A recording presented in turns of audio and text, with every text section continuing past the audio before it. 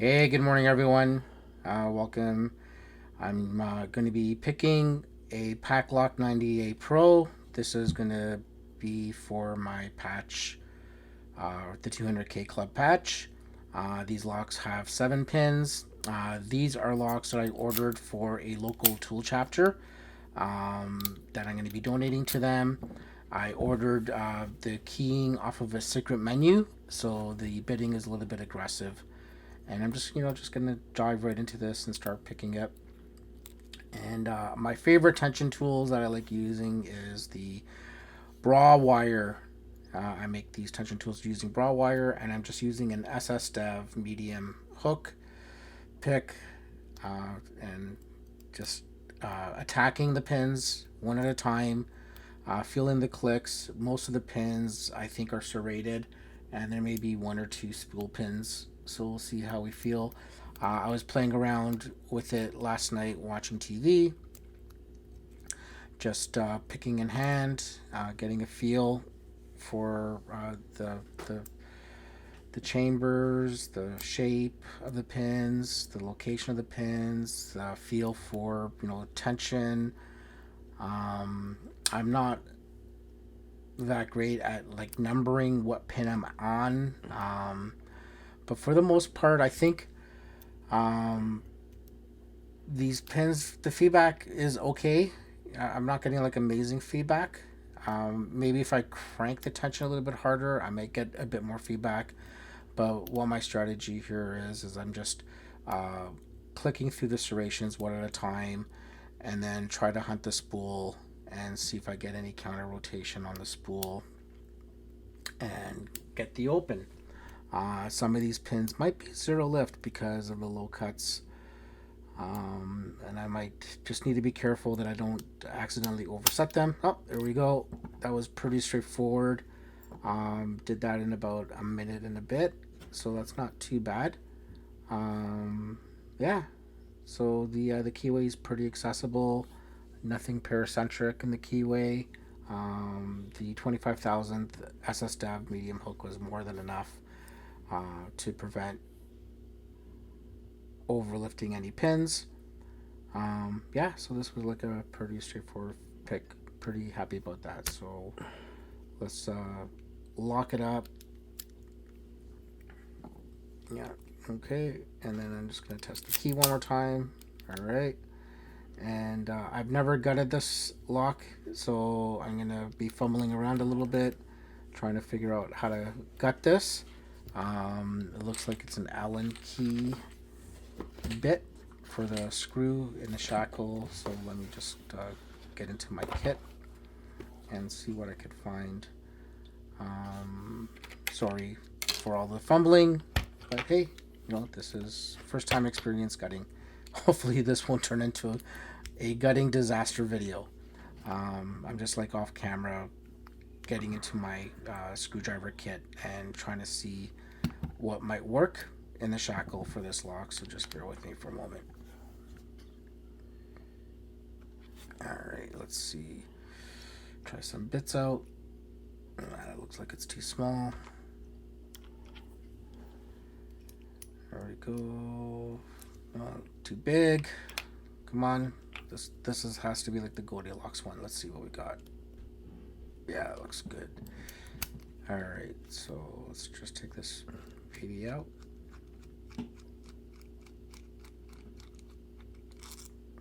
Okay. Alright.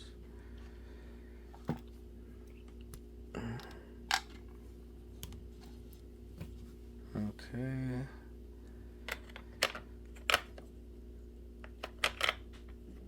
Just bear with me for a second while I just get myself organized. Alright. Okay, all of this should come out pretty easily. I can see there's some grease in there.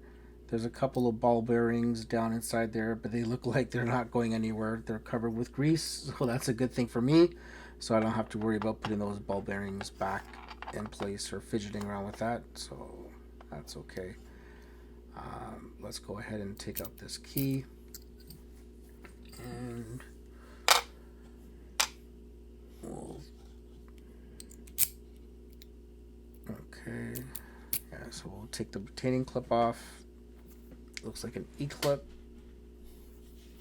So let's see what I got here for that.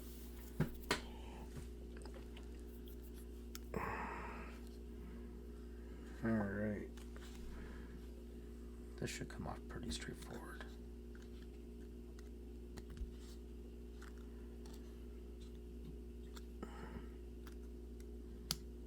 Okay. Yeah, lots of grease on this. My hands are like covered in grease already. That's alright. Okay, let's get out a follower. Looks like the 8mm diameter padlock follower is perfect for this guy. And we'll just get out a pair of tweezers. I can't find my shims. I'm not going to go digging around for my shims. Yeah, I'm feeling brave, even though that tailpiece is kind of interesting. But I think I'm just going to go for it. I think I could just like shift it a little bit to the left or to the right, and there'll be like enough metal that the pins won't pop in. So let's just do this nice, quick, smooth motion. 3, 2, 1. All right, here we go. Yeah, it's pretty easy. Okay. So there we can see the 7 pins. Not sure what the color coding represents. I don't know if it represents like certain height or length pins. But we'll just start popping them out. These pins look like there's minor serrations at the tips. 6 and 7 kind of like fell out there. Slipped through my fat fingers. Oh wow. Yeah, it looks like the tops of these pins have some mild serrations. Didn't really feel, I don't think I felt them, didn't overset anything. So they didn't come into play for me. I think I was just using the right amount of tension so I can just pop the drivers up, and then the key pins didn't really present any challenge for me, I don't think. Just testing to make sure I got the pins in the right order, because 6 and 7 kind of fell out. So let's take a look. They're not all oriented the right way. I don't have my glasses on, but for the most part you can see some of the serrations. Very not super deep and not wide serrations, but you know, if you happen to like overset them, they might create some fun. You can check out the bidding on the key. It's kind of aggressive. And all right, okay, so let's just work on the driver pins now. I don't have my regular pinning tweezers, but I'll just like use these cheap guys. I think they'll work out just fine.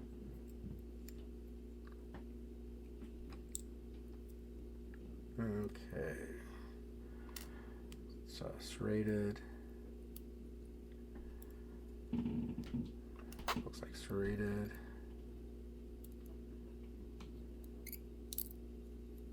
Looks like serrated.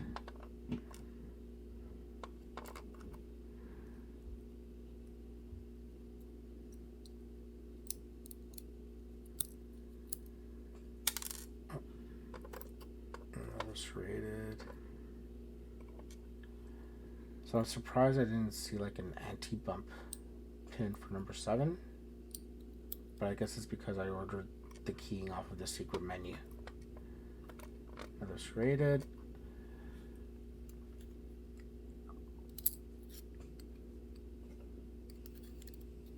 Another serrated.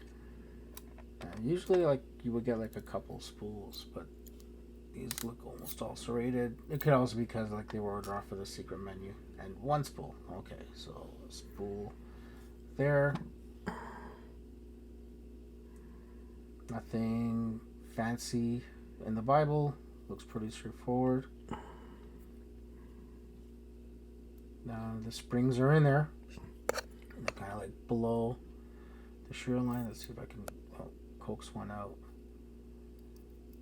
with my tweezers.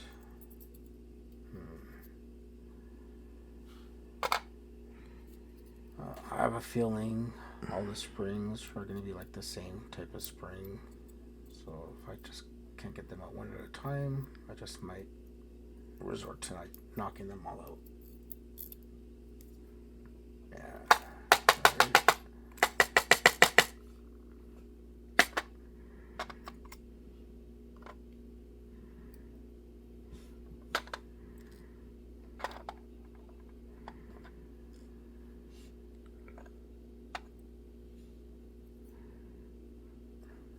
Okay, yeah, these springs look pretty standard. They look to be all the same. Alright, so we got 7 springs. I didn't lose any springs. I'm usually famous for losing springs. I'm sure there's probably like a dozen springs in my vacuum filter bag somewhere. It's just the nature of the beast for me. When I'm gutting these locks, I don't know why, I just keep losing them. Alright. Okay, so here's just a bit of a close-up. Not all the pins are in the proper orientation. I do apologize for that. I'm not wearing my glasses, but you can see the drivers have a slightly deeper serration than the key pins, and you see the nice, pretty spool on driver pin 1. Let's see if I can fix some of these. All right. Yeah. Okay. And you can look at the key pins. Pin number 4 looked just like a standard key pin, and pin 1 looks a little bit longer, which, yeah, I ordered that like with a low cut, and you see the serration there. And you can see 4 and 7 and 6 are standard key pins. Nothing fancy with those.